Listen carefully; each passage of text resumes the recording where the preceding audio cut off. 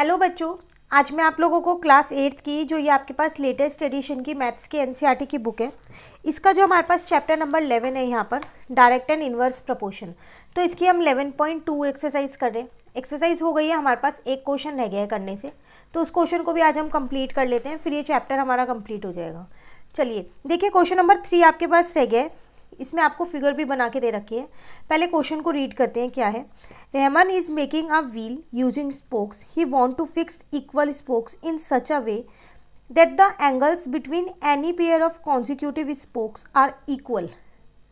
Help him by completing the following table. देखो, आपको ये एक व्हील दे रखी है, स्पोक्स मतलब ये है, देख लो ना, इसमें 4 लगे हैं, तो इनके बीच के जो ये एंगल्स बने हुए हैं ना, ये वाले जो एंगल्स हैं ये इक्वल है। ऐसे अगर आप यहाँ देखो तो 1 2 3 4 5 6 है, तो इनके बीच के जो ये 6 एंगल्स होंगे ना, इनकी जो डिग्री होगी ना वो इक्वल होगी। ठीक है, सेम ऐसी इसमें है।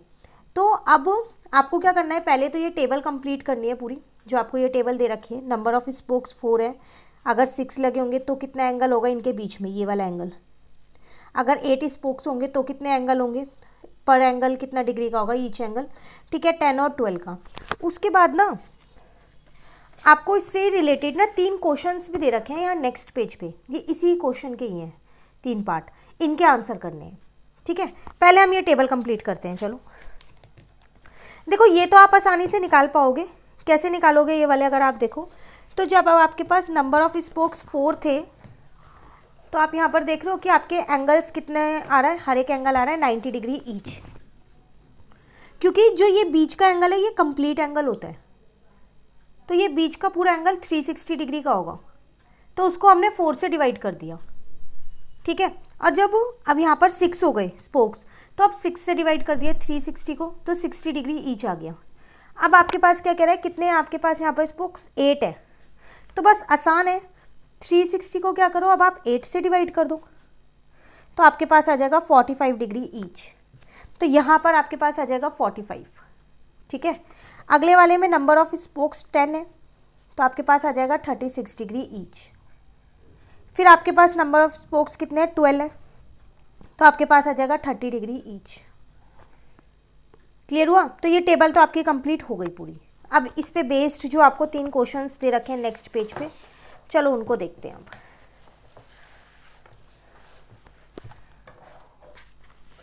फर्स्ट क्वेश्चन में आपसे क्या कह रहे हैं, are the number of spokes and the angles formed between the pair of consecutive spokes is inverse proportion. तो कह रहे हैं जितने नंबर ऑफ स्पोक्स हैं और जो एंगल आ रहा है ईच डिग्री जो आ रही है, क्या वो इन्वर्सली प्रपोर्शन में है या नहीं है।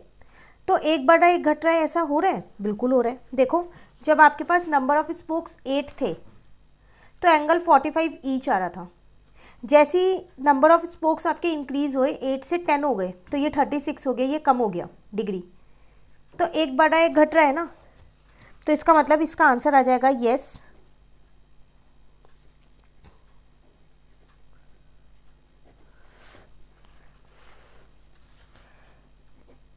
Number of spokes and the angles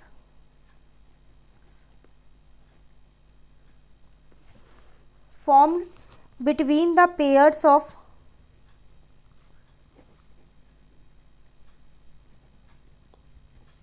consecutive spokes is inverse proportion, is in inverse proportion। ठीक है, फर्स्ट का आंसर तो ये हो गया आपके पास ए पार्ट का। चलिए अब सेकेंड पार्ट का देखते हैं, ये फर्स्ट पार्ट है। क्लियर? सेकेंड पार्ट देखो, calculate the angle between a pair of consecutive spokes on a wheel with 15 spokes. जैसे आपने ये कैलकुलेट किया ना, 8 थे तो कितना एंगल आएगा, 10 थे कितना आएगा, 12 था तो कितना एंगल आएगा। अब वहाँ पर कह रहा है कितने स्पोक्स है, 15 है, तो 360 को क्या करो, 15 से डिवाइड कर दो, तो 24 डिग्री ईच आ जाएगा आपके पास। तो यहाँ लिख देंगे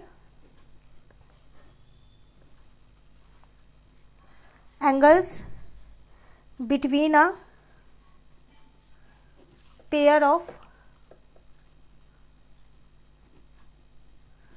consecutive spokes is equals to 24 degree. Clear? एक पार्ट और रह गया। How many spokes would be needed if the angle between a pair of consecutive spokes is 40 degree. इस बार आपको ना एंगल दे रखा है, जो आप डिवाइड करके निकाल रहे थे ना वो आपको गिवन है, और आपसे कह रहा है कि आप कितने स्पोक्स उसमें लगे होंगे उस व्हील के अंदर वो बताओ, अगर उनके बीच में हर एक एंगल जो है वो 40 डिग्री होगा। करना आपको इसमें भी वही सेम चीज़ है, कोई अलग नहीं करनी है। तो number of spokes would be needed